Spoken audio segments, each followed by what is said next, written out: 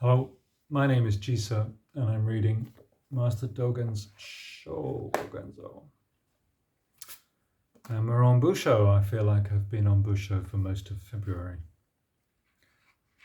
But we're nearly there, and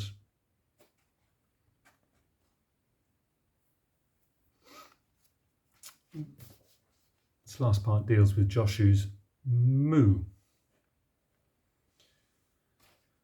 Okay. Paragraph 79. Quoting this story, we just had the story of Nansen and Obaku talking about his straw sandals. Quoting this story, Isan asks Kaiozan, Obaku is not able to hold his own against Nansen, is he? Kaiozan says, that is not so. We should know that Obaku has the resourcefulness to trap a tiger. Isan says, the disciple's viewpoint has become as excellent as this. Dai's words mean, was Obaku in former days unable to stand up to Nansen? Kaiozan says that Obaku has the resourcefulness to trap a tiger. Being already able to trap a tiger, he might stroke the tiger's head. To trap a tiger and to stroke a tiger are to go among alien beings. Really. Independent action, apparently. Is it to clearly realize the Buddha nature, to open an eye? Or is the Buddha nature's clear realization the loss of an eye? Speak at once. The Buddha nature's viewpoint has become as excellent as this. For this reason, half things and complete things are beyond reliance. 100,000 things are beyond reliance, and 100,000 hours are beyond reliance. And for this reason I say, traps are a unity, real time is the concrete 12. Reliance and the state beyond reliance are like vines clinging onto a tree. The reality of the universe and the whole universe itself at last are prior to the occurrence of words. The reality of the universe are prior to the occurrence of words. A monk asked Great Master Shinsai of Joshu, does even a dog have the Buddha nature or not? We should clarify the meaning of this question. A dog is a dog. The question does not ask whether the Buddha nature can or cannot exist in the dog. It asks whether even an iron man learns the truth. To happen upon such a poison hand, such a severe question, may be a matter for deep regret, and at the same time the scene recalls the meeting after 30 years with half a sacred person. Joshu says, it is without. Mu. I see. Oh, there's the character for Mu in the book. It's a good character. When we hear this expression, there are concrete paths by which to learn it. The being without, with which the Buddha nature describes itself, may be expressed like this. The not having, which describes the dog itself, may be expressed like this. And there is nothing, as exclaimed by an onlooker, may be expressed like this. There may come a day when this being without becomes merely the grinding away of a stone. The monk says, all living beings totally have the Buddha nature. Why is the dog without? The intention here is as follows. If all living beings did not exist, then the Buddha nature would not exist and the dog would not exist. How about this point? Why should the dog's Buddha nature depend on non-existence? Joshu says, because it has karmic consciousness. The intention of this expression is that even though the reason it exists is karmic consciousness, and to have karmic consciousness is the reason it exists, the dog is without anything, and the Buddha nature is without anything. Karmic consciousness never understands intellectually what the dog is, so how could the dog meet the Buddha nature? Whether we cast away duality or take up both sides, the state is just the constant working of karmic consciousness. A monk asks Joshu, does the Buddha nature exist even in a dog or not? This question may be the fact that this monk is able to stand up to Joshu. Thus, assertions and questions about the Buddha nature are the everyday tea and meals of Buddhist patriarchs. Joshu says, it exists. The situation of this, it exists, is beyond the existence of scholastic commentary teachers and the like, and beyond the dogmatic existence of the existence school. We should move ahead and learn the Buddha's existence. The Buddha's existence is Joshu's it exists. Joshu's it exists is the dog exists, and the dog exists is the Buddha nature exists. The monk says it exists already, then why does it forcibly enter this concrete bag of skin? This monk's expression of the truth poses the question of whether it is present existence, whether it is past existence, or whether it is existence already. And although existence already resembles the other existences, existence already clearly stands alone. Does existence already need to force its way in, or does existence already not need to force its way in? The action of forcibly entering this concrete bag of skin does not accommodate idle, heedless consideration.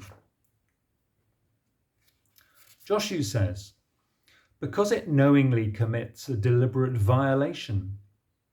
As a secular saying, these words have long since spread through the streets, but now they are Joshu's expression of the truth.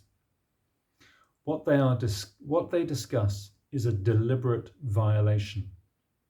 Those who do not doubt this expression of the truth may be few. The present word enter is difficult to understand. At the same time, the word enter is itself unnecessary. Moreover, if we want to know the immortal person in the hut, how could we depart from this concrete skin bag here and now? Even if the immortal person is anyone, at what moment is it necessary to say, do not depart from your skin bag?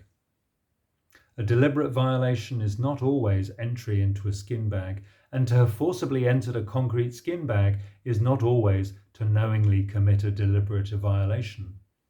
Because of knowing, there can be deliberate violation. Remember, this deliberate violation may contain the action of getting free of the body. This is expressed as forcibly entering. The action of getting free of the body at just the moment of containment contains itself and contains self and contains other people. At the same time, never complain that it is impossible to avoid being a person before a donkey and behind a horse.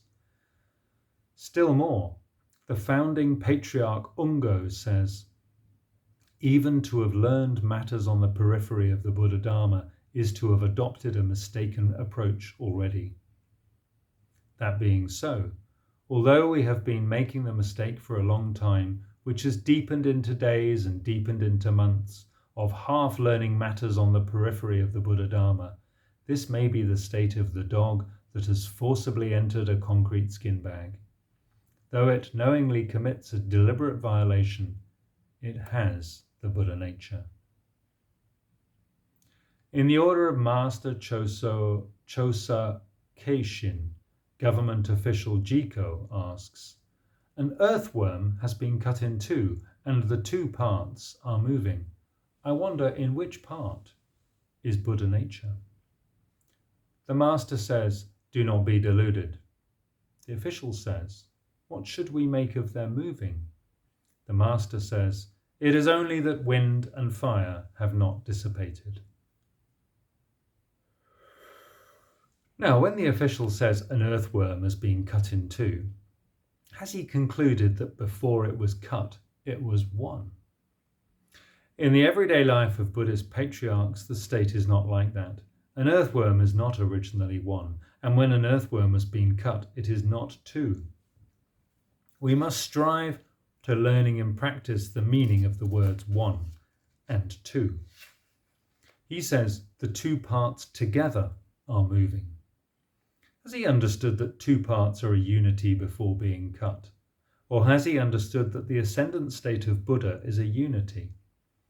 Regardless of whether or not the official understands the words two parts, we should not discard these words. It is that two parts which have been separated are made into unity, and thereafter a unity exists? That was a question. Is it that two parts which have been separated are made into a unity, and thereafter a unity exists? In describing the movement, he says both moving. Though balance moves it and wisdom moves it, it may be that both are movement. I wonder in which part is the Buddha nature. This might be expressed, the Buddha nature has been cut into two. I wonder in which part is the earthworm. We should clarify this expression of the truth in detail. Does saying the two parts are both moving, in which part is the Buddha nature, mean that if both are moving, they are unfit as a location for the Buddha nature?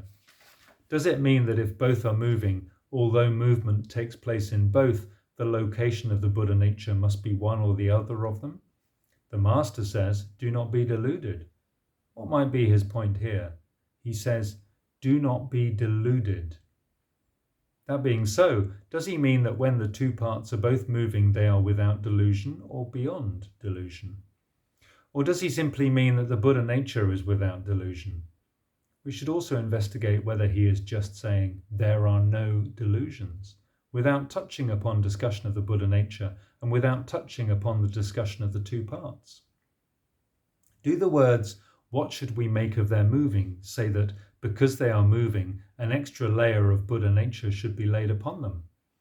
Or do the words assert that because they are moving, they are beyond the Buddha nature? Saying wind and fire have not dissipated may cause the Buddha nature to manifest itself. Should we see it as the Buddha nature? Should we see it as wind and fire?